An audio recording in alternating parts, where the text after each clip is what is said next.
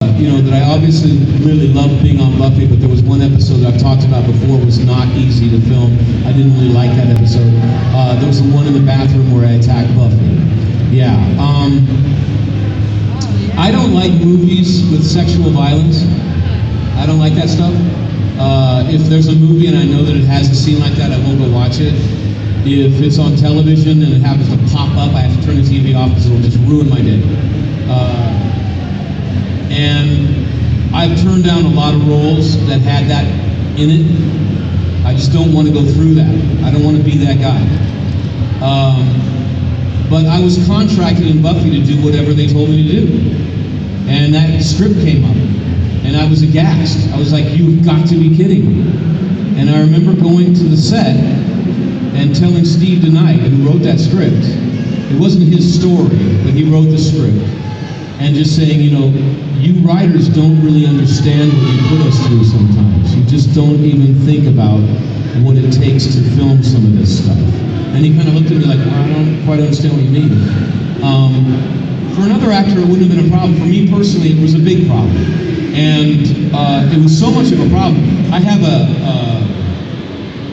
whiplash from doing stunts on stage. And when I get really tense, it pops, and you can hear it pop. And I was so tense that when they did the first shot of me just walking in the room, hi Buffy, it went pop. And I was just like, God. And everyone's like, oh my God, James, you okay?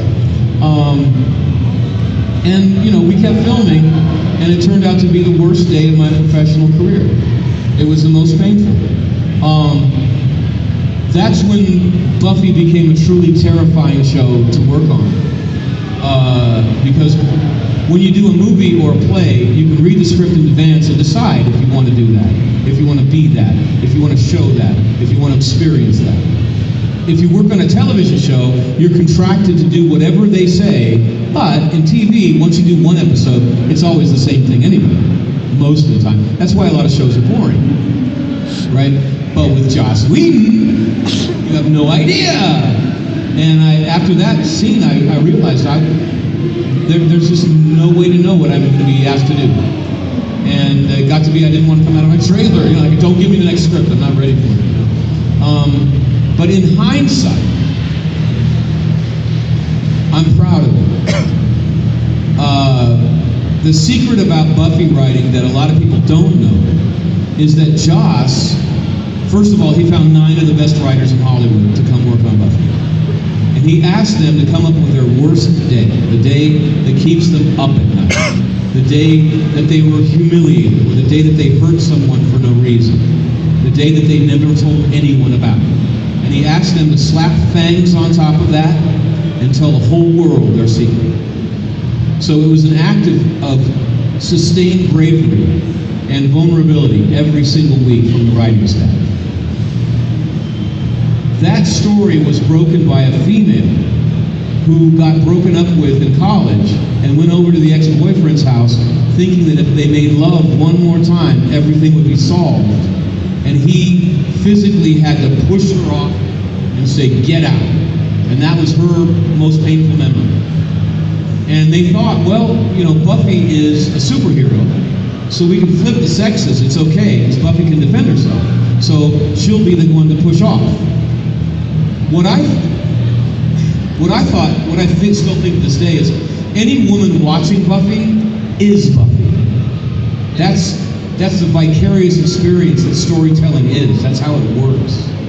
And so I wasn't just attacking Buffy. I was attacking all the women out there who are not superheroes. And it plays differently. You can't just flip the sex like that. It works necessarily. But it was an honest exploration of a very painful event for a human being who was willing to share it with the world. And I guess, however terrifying Buffy was in the moment, and it was in different ways, filming it, I was out of my comfort zone. And that's where you want to be as an artist. You don't want to be comfortable as an artist. You want to be a little bit afraid, a little bit uncomfortable. If you're too comfortable as an artist, you start producing boring work. So, in hindsight, now that I don't have to do it, great. But on the day, I didn't like it at all. And how did you experience living near the beach and not go out in the sun. Well, you can go to the beach, but you go at night. The moon is beautiful over the water tonight, isn't that great? No, I moved to the beach because we filmed by the beach. And when I first started filming Buffy, I was coming from Seattle, and I had no clue about LA traffic. I didn't know how bad it could get, which is just mile-long parking lot, not moving at all. And I lived miles away from the set, and I was 40 minutes late one day.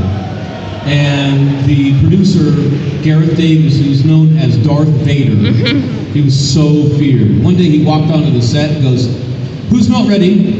And it was the props guy, Danny. He goes, "I'm not ready, boss. Just need 5 minutes." He goes, "You're fired. Who's not ready?" That's Gareth, right? So Gareth comes up to me and he goes, "I forgive you this once." A week later, I'm late again, and the traffic got me again, and I'm driving up on the sidewalk to get to work, because I'd rather get arrested than face Gareth Davis again, like that. And he pulled me aside that day, and he goes, "You are killing me. You are killing me." And so I moved. That's what they said. So the beach didn't come up with it. I just didn't want to get in trouble with it. Okay, we've got time for